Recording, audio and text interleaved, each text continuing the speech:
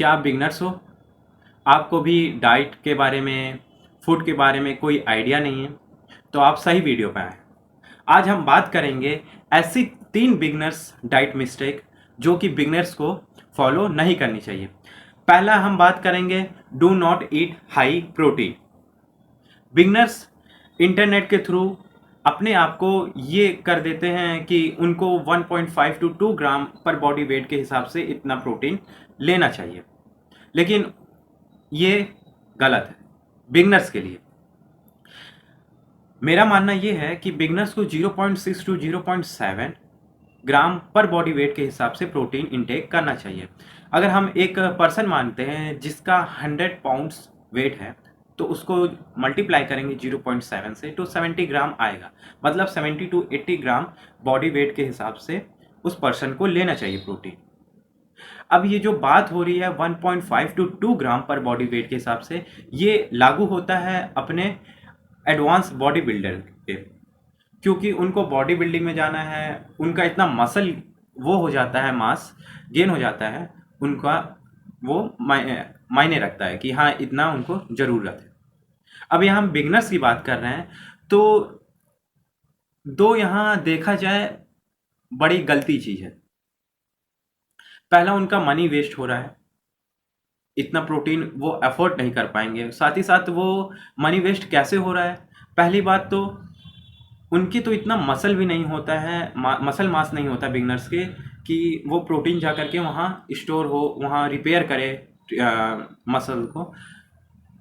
उसके लिए उनको पहले मसल मास वहाँ होना चाहिए, और जब वहाँ मसल मास रहेगा नहीं और ये इतना अगर प्रोटीन इंटेक करेंगे, तो प्रोटीन जो है डायरेक्ट स्टमक में जाएगा, जिससे कि वो वहाँ पे इंडाइजेशन क्रिएट होगा। तो दूसरी प्रॉब्लम ये है कि वो बैड डाइजेशन क्रिएट करता है।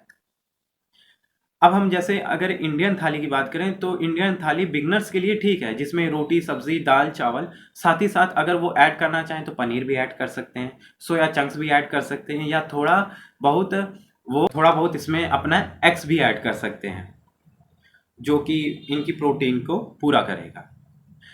तो मेरी माना जाए तो 0.6 टू 0.7 ग्राम पर बॉडी वेट के हिसाब से प्रोटीन लेना चाहिए एज अ बिगनर। और कब फिर हाई करें, तो वो डिपेंड करता है मसल मास पे। अब मसल मास एक दिन में तो बढ़ेगा नहीं, उसको 6 महीना, कम से कम 1 साल चाहिए रहता है कि मसल मास इंक्रीज हो। जब मसल मास इंक्रीज उनकी होने लगे, तब वो अपना जो प्रोटीन इंटेक है वो 1 ग्राम कर दें, फिर धीमे धीमे और बढ़ाएं। तो इससे इनका मसल साइज भी इंक्रीज हो रहा है, साथ ही साथ प्रोटीन रिक्वायरमेंट भी बढ़ रहा है। ये पहली मिस्टेक है। दूसरी मिस्टेक ये है कि स्टॉप हेटिंग कार्बोहाइड्रेट। बिगनर्स का मानना यह है कि कार्बोहाइड्रेट ज़्यादा लेंगे तो फैट का एक्यूमुलेशन होगा, तो ऐसा बिल्कुल नहीं। दूसरा, ग्लूटेन का, और तीसरा, ब्लड ग्लूकोज लेवल हाई चला जाएगा। पहली बात, ये सब कुछ नहीं है। अगर देखा जाए ना, तो कार्बोहाइड्रेट जो है ये प्राइमरी सोर्स है एनर्जी का। तीनों मैक्रोन्यूट्रिएंट्स की बात करें तो, जैसे कि प्रोटीन, कार्बोहाइड्रेट, फैट, इन तीनों में बात करें तो जो प्राइमरी सोर्स ऑफ एनर्जी जो है वो कार्बोहाइड्रेट है।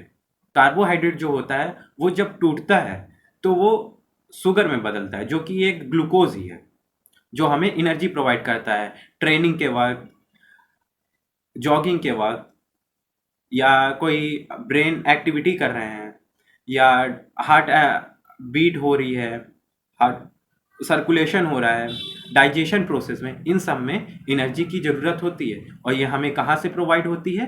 कार्बोहाइड्रेट से। अब ट्रेनिंग की बात करें, वेट ट्रेनिंग में एटीपी जो होता है, जिसे हम एडिनोसिन ट्राइफॉस्फेट, जो कि एनर्जी करेंसी है बॉडी की, ये एनर्जी प्रोवाइड करता है। जब हम वेट ट्रेनिंग करते हैं तो उस समय जो अब एनर्जी की ज़रूरत होती है, तो वो कार्बोहाइड्रेट से मिलती है, जो कि एटीपी के फॉर्म में यूज़ होती है। अब हम कब कार्बोहाइड्रेट कितना, क्या, कैसा खाना चाहिए, वो डिपेंड करता है कि हम कोई एक्स्ट्रा उसमें कार्बोहाइड्रेट ना ऐड करें, जैसे कि अलग से शुगर डालना एक्स्ट्रा, लाइक मिल्क में हम अलग से शुगर ऐड ऑन कर रहे हैं, तो ये गलत है। या हम ऑयली चीज़ खा रहे हैं, या फ्राइड कार्बोहाइड्रेट ले रहे हैं, तो ये भी गलत है। ये सब जो होते हैं ये एक्स्ट्रा कार्बोहाइड्रेट होते हैं, जो कि बाद में फैट के रूप में अपने बॉडी में एक्यूमुलेट होते हैं। इन सब चीज़ों पे, कार्बोहाइड्रेट पे हमें लिमिट्स लगानी चाहिए। अब कार्बोहाइड्रेट कहाँ कहाँ से मिल सकते हैं? ये मिल सकते हैं हमें ओट्स से, पोहा से, राइस से, दाल से, इन सब में कार्बोहाइड्रेट पाए जाते हैं। हम डाइट में अपना दिन भर में 1 से 2 फ्रूट भी ऐड कर सकते हैं, जिसमें कार्बोहाइड्रेट के साथ साथ कुछ माइक्रो न्यूट्रिएंट्स भी मिलेंगे जो कि अपने बॉडी को एनर्जी प्रोवाइड करेंगे। अगर हम ओवरऑल प्लेट की बात करें तो उसमें 30 to 35% कार्बोहाइड्रेट होना जरूरी है।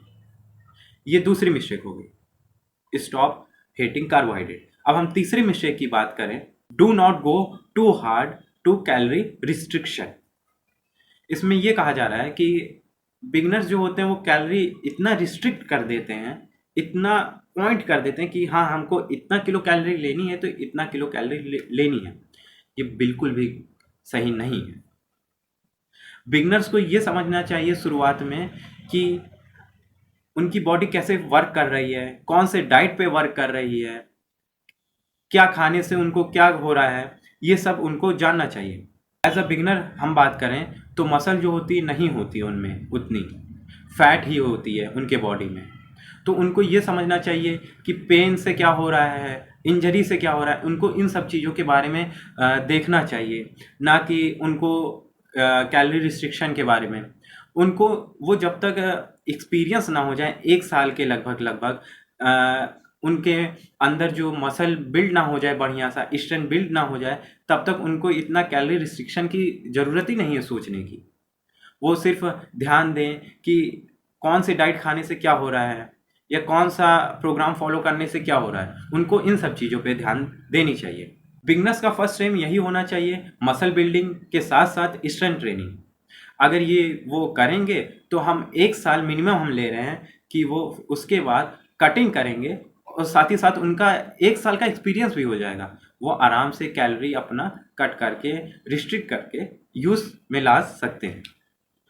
तो ये 3 मिस्टेक हैं जिन्हें बिगनर्स अगर अवॉइड करें अपने डाइट में तो एक अच्छा रिजल्ट पा सकते हैं। तो आज के लिए इतना ही। अगर आपको कोई डाउट होगा तो कमेंट सेक्शन खुला है, ज़रूर पूछिएगा। हम आपको मिलते हैं नेक्स्ट वीडियो में। तब तक के लिए बाय एंड टेक केयर।